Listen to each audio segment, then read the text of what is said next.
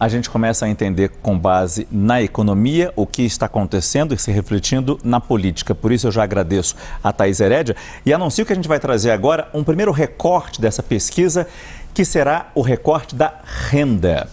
Você vai ter os números na sua tela. A maior queda nessa popularidade do presidente Lula, a gente percebe que foi entre as pessoas mais pobres, ou seja, aquelas que ganham até 2 salários mínimos por família. Isso corresponde a R$ 3.035, para a gente ser bastante preciso. São cerca de 51% da amostra e 60% dos eleitores, aqueles que ganham até 2 salários mínimos. Nesse grupo, o governo tinha um nível de aprovação de 44% no mês de dezembro. Você consegue ver esse número? É o número que aparece no alto da tela. É a primeira curva que aparece no alto da tela. 42% em 3 de agosto, 46% 11 de outubro, uma subida aí. A primeira queda em 17 de dezembro para 44%, mas agora o que a gente tem no dia 14 de fevereiro de 2025, entre as pessoas que ganham até 2 salários mínimos, é uma queda enorme na aprovação do presidente Lula, chegando a 29% entre os que ganham 2 salários mínimos. Se a gente pega entre os mais ricos, aqueles que ganham acima de 10 salários, ou seja, R$15 mil, eles são os mais insatisfeitos. É a linha verde no gráfico que você está vendo. No dia 3 de agosto, correspondiam a 27%. Esse número caiu um pouco para 26% na pesquisa feita em outubro. Em dezembro, subiu para 32% essa aprovação, mas agora perceba a queda muito grande também, de 32% para 18% entre os que ganham mais de 10 salários mínimos. Na classe média, se a gente pega entre 2 a 5 salários mínimos, a gente pode colocar um pouco assim, classe média, 2 a 5 salários mínimos, é a linha vermelha no gráfico. E aí a gente também tem uma queda de 27 para 28, de 28 para 26 e agora de 26% para 17%. Entre quem ganha 5 a 10 salários mínimos, também registra-se uma queda na popularidade do presidente Lula. É a linha rosa, começou em 26% em agosto, foi para 28% em outubro, uma queda ligeira para dezembro, 25%, mas agora uma queda bem maior que acompanha toda essa questão, toda essa divisão por renda, chegando a 18% de aprovação apenas entre aquelas pessoas que ganham entre 5 e 10 salários mínimos. Nessa rodada de análise, eu converso com todos os colegas que já apareceram aqui, mas também com Vitor Irajá, Caio Junqueira e o cientista político e doutor em ciência política pela USP, Rafael Cortez. Agradeço a todos a presença aqui nesta edição do CNN Prime Time. E eu começo com você, Vitor. Boa noite. A aprovação de Lula está caindo entre os mais pobres. E a gente repete o número aqui porque é muito grande essa queda. De 44% para quem ganhava 2 salários mínimos para 29% agora em fevereiro. Boa noite, né, Márcio? Muito boa noite para você, os colegas aqui no CNN Prime Time. Prazer estar com você. Márcio, esses números, na verdade, eles podem ser explicados, inclusive, muito pelos dados que a Thaís Herédia acabou de trazer aqui para a gente. Mas tem um dado relevante que acho que deve ser levado em consideração, principalmente nesse impacto sobre esses eleitores que ganham até 2 salários mínimos, né, que são, inclusive, uma base histórica do PT, esses eleitores mais pobres, que envolve, de fato, a inflação focalizada para os mais pobres. Para a gente destacar que, apesar do IPCA, que é o índice oficial da inflação, ter fechado em 4,83% no ano passado, que já é um índice alto, acima, inclusive, do centro da meta e além da margem de tolerância também, estipulado pelo Conselho Monetário Nacional, vale a gente destacar que o Índice Nacional de Preços ao Consumidor, o INPC, esse sim fechou, com o setor de alimentos e bebidas, fechou com alta de 7,6% no ano passado. Exatamente mostrando que para aqueles que ganham até 5 salários mínimos, de fato eles têm uma percepção do ponto de vista orçamentário, financeiro, muito maior em relação a esse impacto? E esse impacto do ponto de vista de popularidade, que se baseia exatamente na economia, ele, na verdade, tem um aspecto que torna o cenário mais preocupante para o governo e para o presidente Lula, porque hoje, inclusive, o presidente disse em entrevista a uma rádio que cogita, porventura, não ser candidato no ano que vem. O candidato natural à sucessão do presidente Lula seria o atual ministro da Fazenda, Fernando Haddad, que já colhe desde o início do governo muitas críticas em relação à condução da política econômica, principalmente na tentativa de fazer o arcabouço fiscal funcionar apenas pelo lado da arrecadação. Ganhou ali aquela pecha de taxar perante alguns oposicionistas ou pessoas que fizeram troça nas redes sociais em relação a isso, mas de fato, pela condução da política econômica, que é apontada inclusive como errada por 61% da população, de acordo com o último Datafolha de janeiro. A perspectiva em torno de uma deterioração da imagem de Haddad também preocupa o Palácio do Planalto, já que ele é o sucessor natural do presidente Lula. E dada essa percepção de que a economia não vai bem, agora o governo tem uma extrema dificuldade exatamente para encontrar soluções que não passam pela comunicação, porque tem que ter o que comunicar.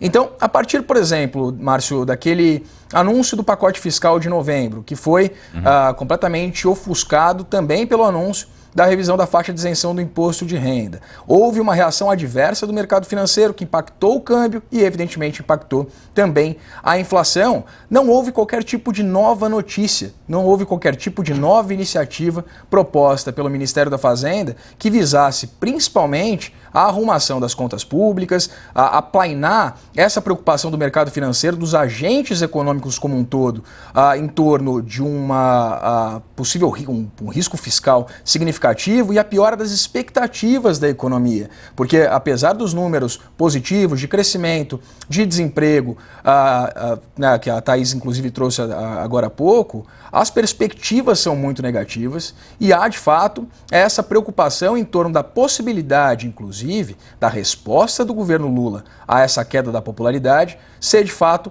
gastar mais, exatamente ampliar políticas sociais para impulsionar a popularidade principalmente entre seus eleitores e também essa população que historicamente votou no PT, que são os mais atingidos por políticas públicas. Mas vai a gente destacar também que do outro lado há esse impacto também do ponto de vista de popularidade, né, entre os mais ricos, exatamente também pela condução da política econômica, por essa perspectiva completamente negativa em relação às contas públicas do país, e também, é evidente, apesar de não ser uma responsabilidade direta, mas há uma responsabilização sim do governo em torno da necessidade de uma política monetária mais contracionista, o que torna de fato o preço do dinheiro mais caro. Limita crédito, limita compras, principalmente de bens de consumo mais duráveis, né, Márcio? Rafael Cortez, é muito bom ter você aqui também no nosso CNN Prime Time, com um convidado especial, trazendo um pouco a sua visão em cima de tudo que os nossos colegas aqui já falaram, nossos colegas aqui da CNN, mas talvez principalmente a sua percepção em cima dessa queda nessa faixa que sempre foi muito fiel ao presidente Lula, sempre foi muito fiel ao PT de forma geral. E aí trazendo muito do que o Vitor acabou de falar, das dificuldades que o governo está tendo para traçar uma política econômica nas rixas internas que existem contra as ações do ministro Haddad, quase sempre, nos últimos meses pelo menos, perdendo nessa batalha. Rafael, boa noite. Boa noite, Márcio. É um prazer estar com vocês e participar aqui do Prime Time da CNN. Vocês tocaram muito bem no ponto da inflação e no efeito maligno que isso tem para a popularidade presidencial, incluindo naqueles setores mais ligados ao PT, pelo menos nas últimas eleições.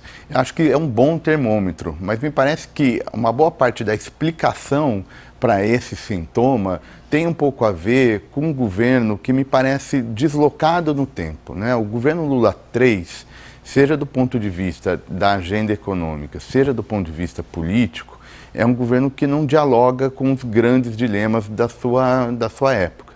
E eu começo pela parte política desse dilema, né? O governo Lula III é um governo que tem muito mais dificuldade de lidar com o Congresso. É um presidente mais fraco, seja do ponto de vista de regra do jogo, ou seja, a presidência da República é mais fraca, especialmente no orçamento, está cada vez mais difícil a gestão orçamentária de maneira mais ampla pelo Poder Executivo, então estão com as mãos mais amarradas, mas sobretudo para colocar a sua agenda de trabalho, né, essas questões legislativas, porque hoje tem um equilíbrio de forças entre o Executivo e o Legislativo de forma muito salutar. Então, esse equilíbrio, essa dificuldade, somado à falta de um diagnóstico, ou um diagnóstico que mira o passado por problemas diferentes, a economia brasileira é diferente hoje do que era lá atrás, seja pela dívida, seja pelo nível de meta de inflação, seja pela taxa de juros, só para citar aqui alguns dos exemplos, né? Seja do ponto de vista da solução para esses dilemas, que não passa por os mesmos problemas que tinham lá atrás. A sociedade é diferente também. O governo Lula 3 tem uma rejeição de saída de pelo menos 30%, porque é uma sociedade hoje muito mais polarizada. Quando a gente olha nos 2 primeiros mandatos, a rejeição era insignificante, era quase que desprezível do ponto de vista qualitativo, né? O Lula tinha outra força. Então, quando a gente vai olhando para esses sintomas, vocês estão bem falando, inflação, sobretudo a inflação de alimentos, na verdade tem um pouco a ver, pelo menos na minha leitura, com um governo que não consegue trazer algo novo. Então ele perde a sua base aliada, Márcio, para pegar a sua pergunta dessa perda de popularidade entre os mais vulneráveis, que é bastante excepcional, seja no nível, seja pela velocidade dessa queda. Então ele perde essa base que tinha e também não consegue sustentar a coalizão de apoio no segundo turno nas eleições de 22. Então, quando a gente olha também entre quem votou Lula no segundo turno, tem uma perda de popularidade bastante relevante. E aí, Caio, o que a gente pode esperar daqui para frente? O governo vai ser mais duro com o Congresso, por exemplo, para reverter essa dificuldade que tem de lidar com o seu próprio orçamento? O governo vai comprar a briga do ministro Haddad e vai ficar mais do lado dele, deixando um pouco de lado a parte política que existe nessa questão econômica também? Márcio, eu apostaria que o presidente Lula vai apostar nas fórmulas que levaram ele a vencer, ou seus sucessores ali, Dilma Rousseff, as outras eleições. Uma política fiscal expansionista, né, de alguma maneira tentando encontrar brechas no orçamento para elaborar políticas públicas e colocar na prática dinheiro na mão da população, seja políticas de crédito, seja, por exemplo, essa questão do imposto de renda, né, que é o vai gastar mais. Vai gastar mais. Eu não acho não apostaria numa reversão, porque a equação, o chip do petismo, do lulismo, é esse o chip, um chip que quando eles colocam para rodar esse software e eles olham para o passado, eles saíram vitoriosos nas eleições, independentemente do preço que o país possa pagar, por exemplo, em 2027, se esse de fato for o caminho. Então, em um lado, por um eixo, política fiscal expansionista, gastar mais, né, e justamente pôr mais crédito na rua de alguma maneira. E, por outro lado, apostaria sim, e isso já está em curso, numa profissionalização, sim, da questão da comunicação, tentativa de engajamento maior, de melhorar e profissionalizar isso. Mas, como eu disse, pelo menos no meu sentir, o problema do governo Lula não é um problema de comunicação, é um problema de produto, né? Pela série de fatores aqui que eu coloquei na minha primeira intervenção. Mas daqui para 26 é gastar mais.